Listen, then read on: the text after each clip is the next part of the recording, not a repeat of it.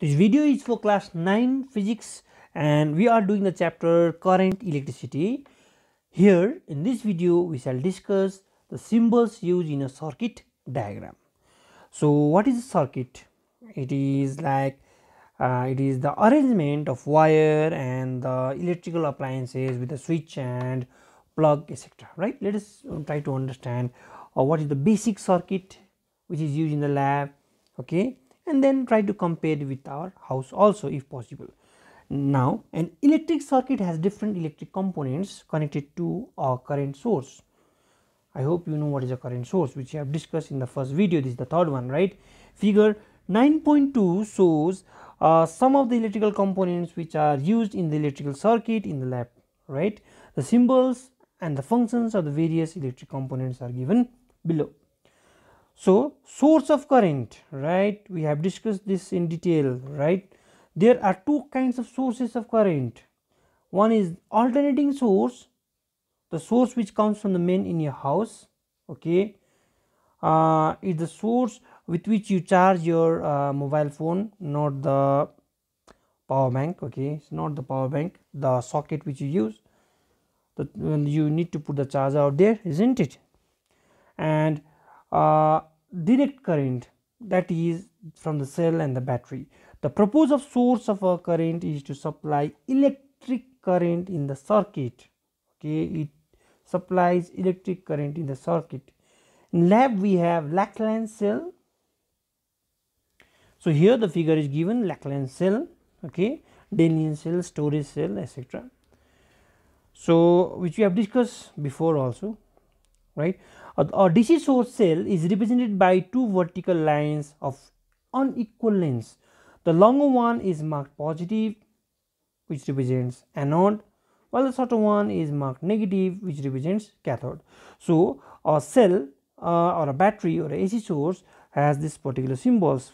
Please remember these symbols. I don't want to go in detail, okay. This is symbols are important, okay, right?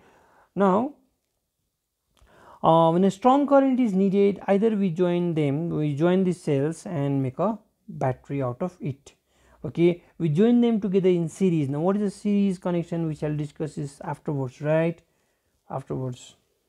So and alternating current also, I guess you know the symbol now, okay. It's here, this one, the third one here, figure number 9.3c, okay. So the next component is key. The key is like a switch, okay. It is used to put the current on and off the circuit, like the switch which you use at home. It may be a plug key, it may be a switch, or it may be a tapping key as shown here. Plug key, switch, tapping key. Plug key is like your plug and socket which you use in our house. Switch is like your the switch board has many switches, okay, and the tapping key is like your doorbell switch, okay. So these are the symbols when the key is open, that means when no current is being drawn from the source. And these symbols here are the symbols for the key when the circuit is complete or closed. So generally what the function of a switch or a key is to open and close the circuit, right. The next one is the resistance wire, resistance box, rheostat, or variable resistance, okay. There are many kinds of resistances. Resistance wires are generally made up of alloy called manganese or constantine, okay. It is the other one is the constantine. Why this? Because resistance changes with the change in temperature. Now what is this term called resistance, right? Sorry, what is this resistance? We need to understand this. We have to understand this in class 9 only, but shall be discussed in our next video, sorry, probably in our next video, or in due course you will get this video on resistance also. But for the time being, just remember that resistance are obstructions. They are obstructions to the flow of current, obstructions to the flow of charge, or I can say it is the obstruction to the current. Okay, so um, depending upon our use, our need, right, resistance are of various types. It is resistance wire, resistance box, rheostat and variable resistance. And why do we need all these things? That also will be discussed afterwards. Here let us discuss this particular thing one by one. The rheostat. Rheostat is a device which whose resistance can be varied, okay, continuously. That means it controls the amount of current, it regulates the current flowing in the circuit. It is used to adjust the magnitude of the current in the circuit by changing the length of the resistance wire included in the circuit. The figure is shown here. Let me try to make you understand with the help of this figure only, not going in that detail. Okay, now this is the figure of a rheostat.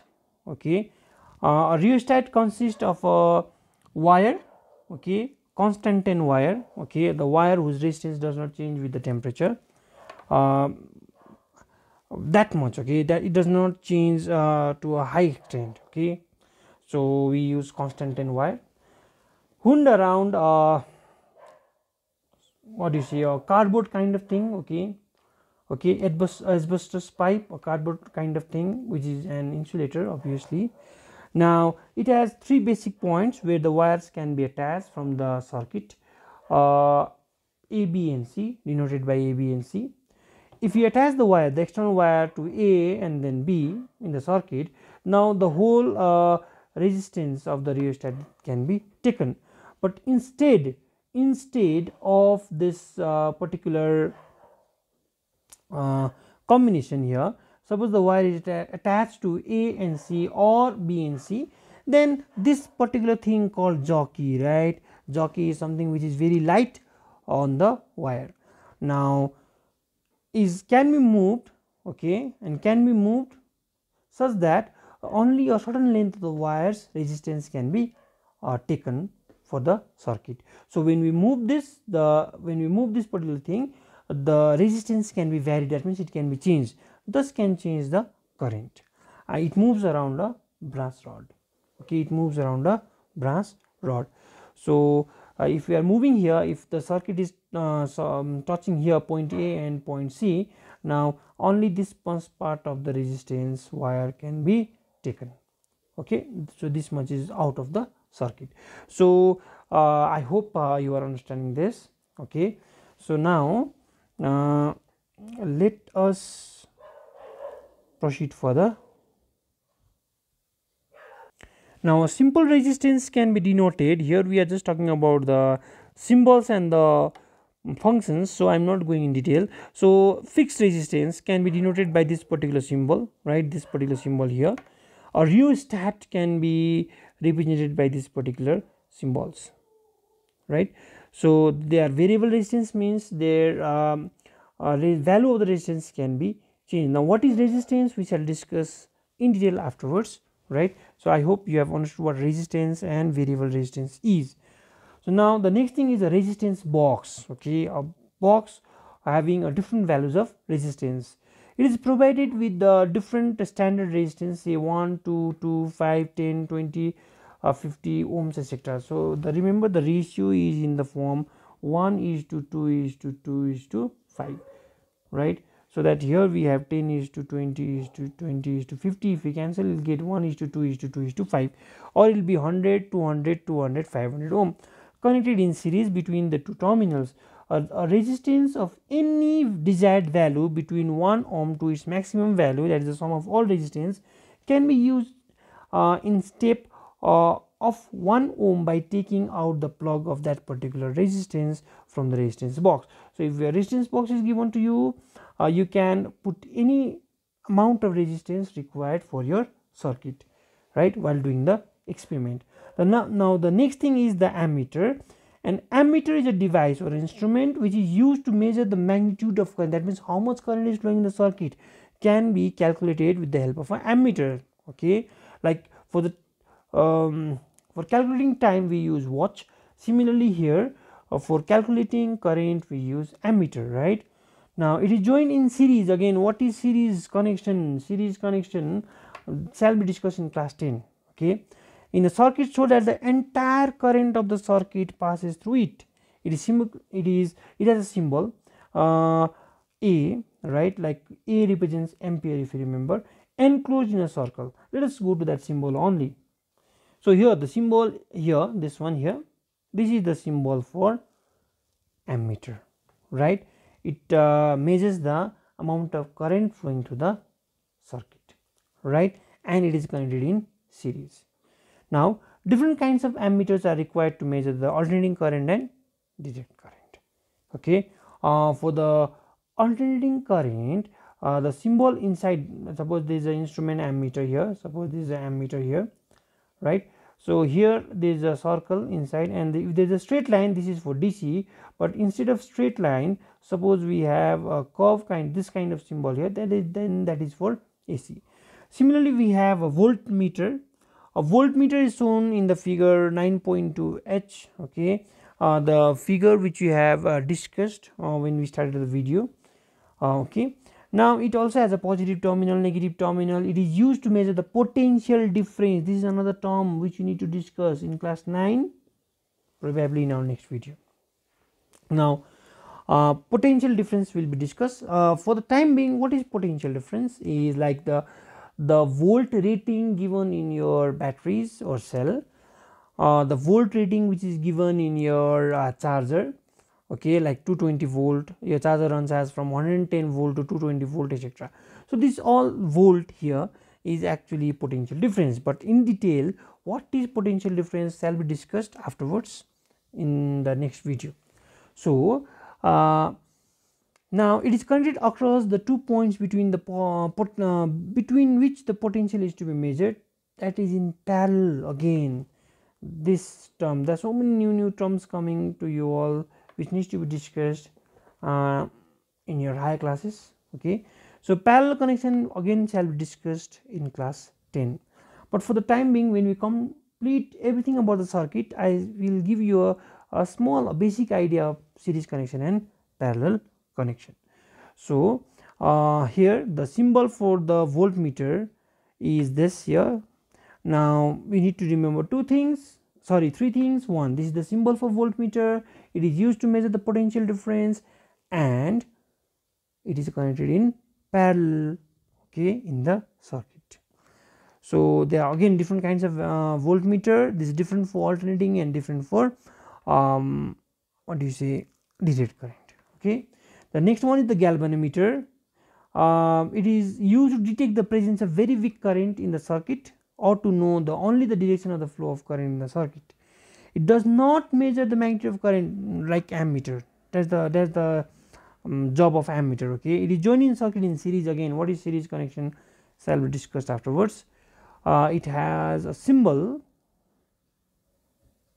like this here, okay, with the G enclosed in a circle, and doesn't have a positive and negative terminal because it does not measure anything. It just detects the flow of current and the direction of current. The next one is the load. Load is the appliance which you are using in the circuit. It can be anything. Okay, for example, in your house, your laptop, your phone, your tablet, your microwave oven, your desktop, your television, etc.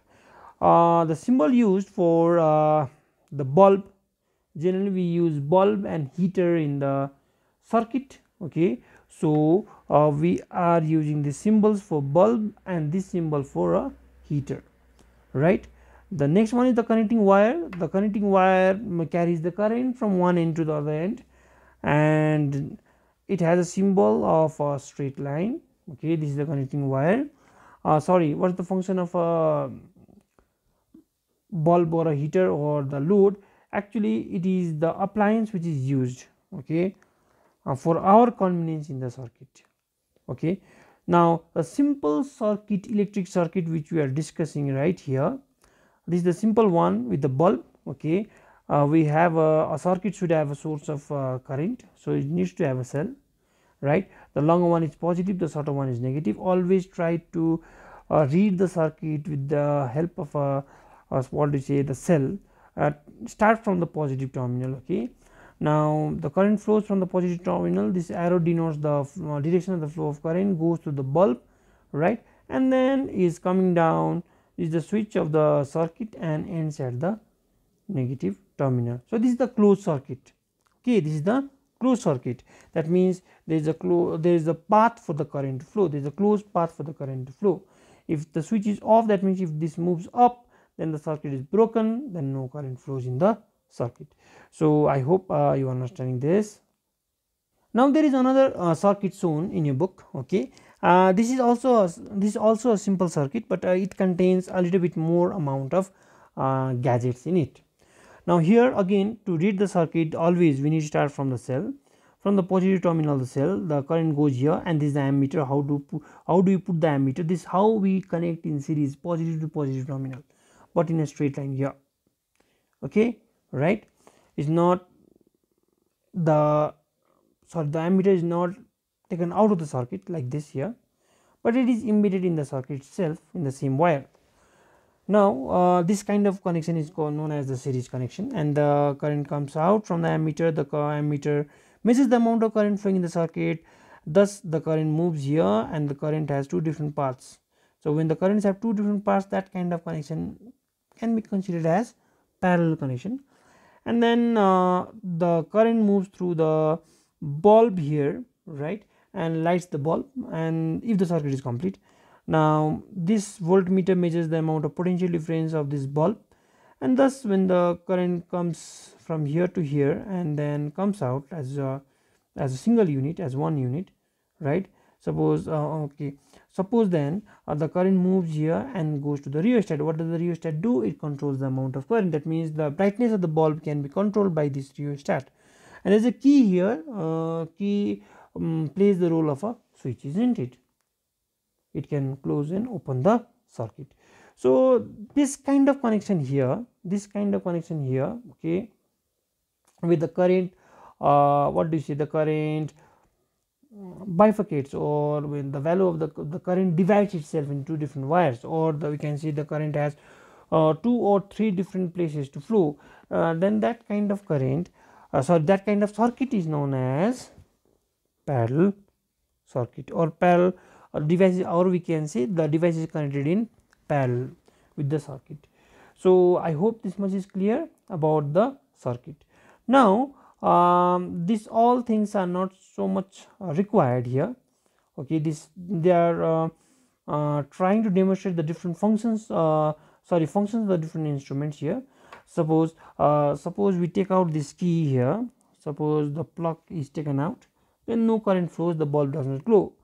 But now we have the key here, right, on condition, that is the closed circuit. The current will flow throughout the circuit and the bulb will light, and each one of them will have different functions as discussed before, right? So let us go to the next topic. The next topic is insulators and conductors. This we have been doing from class 7.